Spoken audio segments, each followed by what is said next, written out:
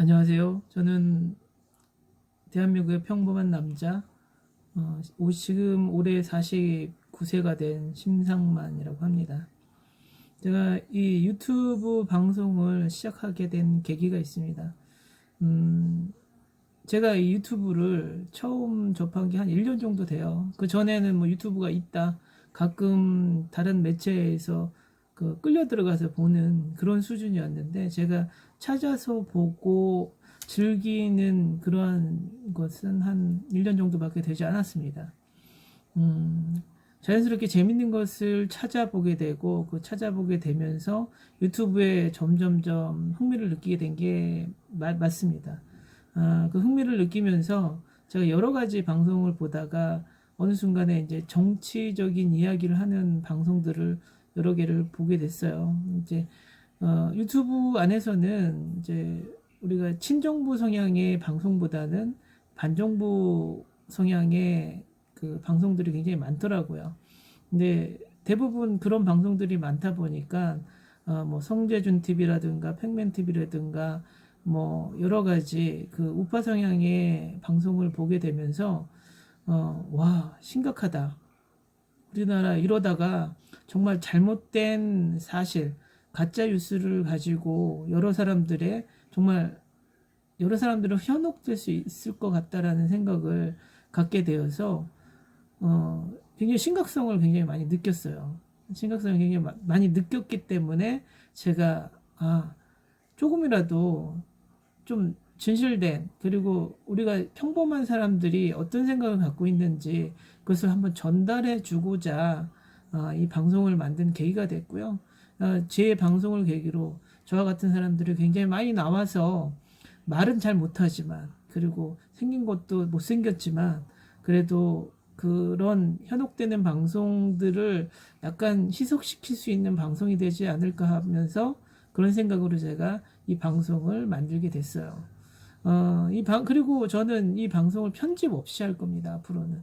뭐, 다른 사람처럼 뭐 스케일 있게 한마디 한마디 잘라가면서 얘기하지 않을 거예요. 그것은 자기 진실을 숨기는 거예요. 어떻게 보면 편집하는 건 나쁘지 않지만, 그래도 내 생각이 이렇다라는 것을, 내 생각도 편집하게 되는 거나 마찬가지잖아요. 뭐 예를 들어서 가장 편집 기술이 뛰어난 TV를 보면 뭐 윤서인 TV라든가 뭐 욱튜브라든가 옛날에 그런 문제가 많이 일어났던 그런 TV들처럼 편집의 기술로 사람들은 말로써 현혹시키지 않을 거고요. 진실된 이야기를 조금 어눌하더라도, 조금 실수가 있더라도, 조금 발음이 세더라도 여러분들에게 이 진실된 그 이야기를 전해주기 위해서 앞으로 방송을 할 겁니다.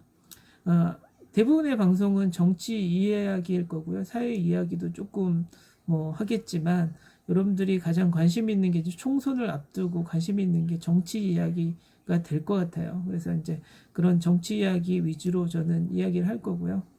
제가 이제 49살이고요. 내일 모레면 진짜 다른 사람 말듯이 50대가 됩니다. 그런데 저는 그 어렸을 때부터 20대나 30대 뭐 대학 때나 정치에 별로 관심이 없었어요. 그때는 저희 어렸을 때만 해도 정치보다는 자기 삶, 내 미래, 그리고 나라가 어떻게 되든 간에 내가 잘 살면 되는 거지라는 생각을 많이 갖게 됐고, 뭐, 그래서 거의 정치에 관심이 없었어요. 근데 이제 정치에 관심이 없는 반면에 저희 주위에 있는 정치적인 인물들이 굉장히 많았어요. 뭐, 가족이라든가, 아니면 친척이라든가, 여러 정치적으로 이제 엮여 있는 사람들이 많았기 때문에 옆에서 객관적으로, 뭐 객관적으로 많이 그 사람들을 바라보게 됐고, 그 바라보게 된 시각, 그리고 점점 지나서 이제 30대가 되고 40대가 되면서 정치에 어떻게 관심을 갖게 됐는지 조금 이야기를 풀어보겠어요. 저는 어렸을 때 저희 친척들이 국회의원들이 굉장히 많았어요.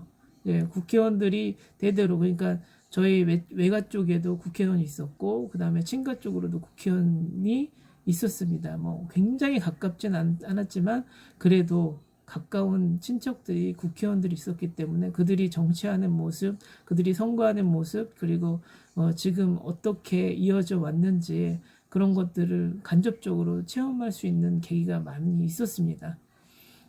예전의 정치는 돈 선거죠. 한마디로 돈이 많고 빽이 많은 사람들은 국회의원이 되고, 돈이 없고 빽이 없는 사람들은 국회의원이 안 됐어요. 예전에는 그만큼 돈이 중요했던 선거였고요. 그 돈 선거가 이제 노무현 정부가 들어서면서 약간씩 바뀌게 되었고, 솔직히 지금도 마찬가지로 정당들이 돈이 없으면 힘을 못 쓰는 그런 정치적 환경, 그리고 돈이 없는 사람들은 선거에 나갈 수도 없는 그런 환경 자체가 지금도 굉장히 안타까운 상황으로 생각을 하지만, 어쨌든 간에 예전만큼 그렇게 심하게 돈에 의해서 아니면 권력에 의해서 정치가 왔다 갔다 하는 그런 시대는 이제 조금씩 물러가는 것 같아서 뭐 조금이나마 위안을 삼고 있습니다. 저희가 이제 대한민국 같은 경우에는 그 독재 정권이 굉장히 많았어요. 60년대, 70년대, 80년대 들어서면서 저희가 말하는 민정당, 그리고 뭐 한나라당, 새누리당, 그리고 뭐 자유한국당을 걸치는 그 자유한국당의 뿌리들이 대부분이 독재 정권의 그 뿌리들이었던 거죠. 그 사람들의.